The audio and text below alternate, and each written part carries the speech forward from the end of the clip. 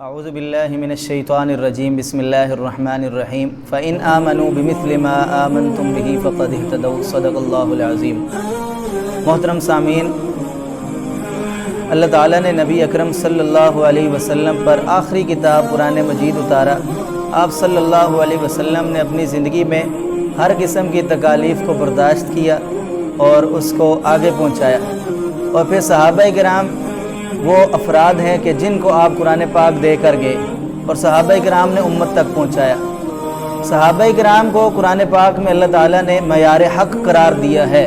فرمایا اے دنیا، اگر دنیا کے لوگ اس طرح ایمان لائیں جس طرح صحابہ آپ لوگ ایمان لائے ہو، تب تو سب لوگ ہدایت یافتہ ہیں، اور اگر آپ کی طرح کا ان کا ایمان نہیں ہے تو وہ ہدایت نہیں ہے، وہ لوگ گمراہی میں ہیں۔ صحابہ کرام دین کا معیار اور مدار ہیں، اگر ان کو بیچ سے نکال دیا جائے تو امت کا نبوت کے ساتھ رابطے کا کوئی تعلق اور سلسلہ بچتا ہی نہیں ہے۔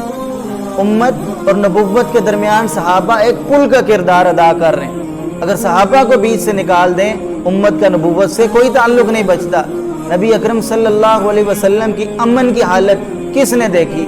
جنگ کی حالت، جہاد کی حالت، صلح کی حالت، سفر کی حالت، حضر کی حالت، مذاق کی حالت، غصے کی حالت، آپ پر وحی اترنے کی حالتیں، یہ کس نے دیکھی ہیں؟ اگر صحابہ نہیں ہیں تو پھر کون ہے دین کا گواہ؟ پھر کون ہے پہنچانے والا؟ پھر کون ہے ان سب چیزوں کو بیان کرنے والے؟ یہ صحابہ کرام کی امانت اور دیانت ہے کہ انہوں نے جو چیز دیکھی، جو سنی، جو ان تک پہنچی، من عن آگے پہنچا دی ہے۔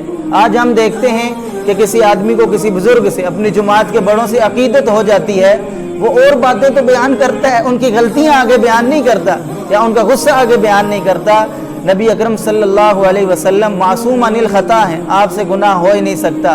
صحابہ کرام کی دیانت و امانت یہ ہے کہ جو حدیث جیسی آپ نے سنی اسی کے اسی طرح آگے پہنچا دی۔ ازواج مطہرات نے گھریلو احادیث آگے پہنچائی ہیں، اس لیے کہ وہ امت کے رہنمائی کے لیے اللہ تعالیٰ نے ان کو معیار حق قرار دیا، اور ویسے نہیں میری اور آپ کی طرح نہیں۔ قرآن میں فرمایا اولئک الذین امتحن اللہ قلوبہم، پہلے ان کا اللہ نے امتحان لیا ہے، پھر الزمہم کلمۃ التقوی، تقوی کا کلمہ ان کے ساتھ لازم کر دیا ہے۔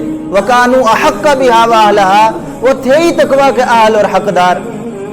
جب اللہ پاک ان کی صفات بیان کر رہے ہیں کہ ہم نے ان کو یہ تقوی دیا ہے، تقوی خدا خوفی کا نام ہے، جھوٹ سے بچنے کا نام ہے، تو وہ معیار حق ہیں۔ اور اللہ نے یہاں تک فرمایا رضی اللہ عنہم ورضوا عنہ، ان سب سے اللہ راضی ہے اور وہ اللہ سے راضی ہے۔ تو اور قرآن پاک میں فرمایا وَكُلًّا وَعَدَ اللَّهُ الْحُسْنَى، سب سے اللہ نے جنت کا وعدہ کیا ہوا ہے۔ ان کے آپس کے درجات ہیں، بدری خلفۂ راشدین ہیں، عشرہ مبشرہ ہیں، بدری صحابہ ہیں، صلح حدیبیہ والے ہیں، اور فتح مکہ سے پہلے والے ہیں، سب کے رتبے برابر نہیں ہیں، لیکن آپس میں ان کے رتبے اوپر نیچے ہیں۔ ہمارے لیے وہ سب کے سب ایمان ہیں، معیار ہیں، کسی کو جائز ہی نہیں ہے ان کے اوپر برے الفاظ سے ان کو یاد کرنا، ان کے اوپر تنقید کرنا، یہ حرام ہے۔ آپ نے فرمایا میرے صحابہ کو اپنی تنقید کا نشانہ نہ بنانا، لا تتخذوہم غرضا من بعدی، ان کی خطاؤں پر بحث نہیں ہو سکتی۔ آج لوگ حجت پیش کرتے ہیں، احد میں ان سے غلطی ہوئی، فلاں ٹائم میں ان سے غلطی ہو گئی، پھر کیا ہوا؟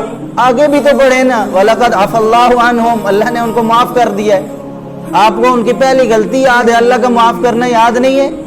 کون ہوتے ہیں صحابہ کرام سے حساب لینے والے، جن کی جنت کی بشارتیں قرآن میں، جن کے محلات نبی اکرم صلی اللہ علیہ وسلم خود دیکھ کر آئے ہیں؟ آپ کون ہوتے ہیں ان پر تنقید کرنے والے، ان کا حساب لینے والے، ان کا ایک معیار مقرر کرنے والے؟ تنقید کرنے والا معاصر ہوتا ہے، یا اس سے اوپر ہوتا ہے، یا اس کے برابر ہوتا ہے، مساوی ہوتا ہے۔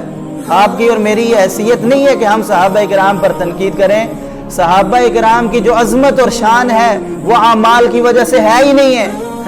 صحابہ کی عقیدت ہمیں اس لیے نہیں ہے کہ نمازیں زیادہ پڑھی، جہاد زیادہ کیا، حج زیادہ کیے۔ بعض صحابہ تو ایسے بھی ہیں کہ ایمان لایا، جہاد ہوا، ادھر شہید ہو کے نمازیں ایک دو پڑھی ہیں۔ صحابہ کے اوپر کی جانے والی تنقید اعمال کی وجہ سے ہوتی ہے کہ فلاں عمل میں غلطی ہو گئی ہے۔ ان کی فضیلت کا مدار تو عمل ہے ہی نہیں، فضیلت کا مدار نسبت رسول ہے، صحابیت رسول ہے۔ قرآن اٹھائیے سورہ فتح کی آخری دو آیتیں، فرمایا کہ محمد الرسول اللہ، محمد اللہ کے رسول ہیں، والذین معاہ، صحابہ کی تعارف صرف یہی ہے کہ کہ وہ रसूलुल्लाह के साथ हैं। रसूलुल्लाह कहाँ होते हैं? जहाँ सहाबा होते हैं। 15वें पारे में और 7वें पारे में फरमाया पैगंबर, ये अमीर लोग अगर ईमान नहीं लाते ना लाएं, लेकिन ये जो गरीब ला चुके हैं आपको इनके पास ही रुकना है, उनसे उठने की इजाज़त नहीं है। अब सहाबा किराम मयार हक हैं, मुदार हक हैं। रसूलुल्लाह जब दुनिया से तशरीफ़ ले गए उनसे राज़ी थे और उन्होंने भी लिया हुआ दीन उम्मत तक पहुँचाने का हक अदा कर दिया है। इसलिए उम्मत पर लाजिम है उनके एहतराम और अज़मत दिल में रखना और उनका एहसान मंद रहना कि उनका हम तक इस्लाम को पहुँचाना ये उनका एहसान है। हम तो आज भी उनके नाम के साथ रज़ी अल्लाह अन्हु कहते हैं, जज़ाहुमुल्लाहु अन्ना अहसनुल जज़ा कहते हैं और यही दुआ करते हैं अल्लाह ताला हमें सहाबा के एहतराम और मोहब्बत वाले अकीदे पर ज़िंदा रखे, इसी अकीदे पे हमें मौत दे और कल सहाबा के कदमों में, सहाबा के ग़ुलामों में हमें जमा करे और उनकी शफाअत से हमारी बख्शिश फरमाए। सहाबा के बुग़्ज़ियों के साथ ना हम थे, ना हैं, ना उठना चाहते हैं। सहाबा के ग़ुलाम थे, हैं और उन्हीं के लिए मरना और उठना चाहते हैं। व आखिरु दावाना अनिल हम्दुलिल्लाह।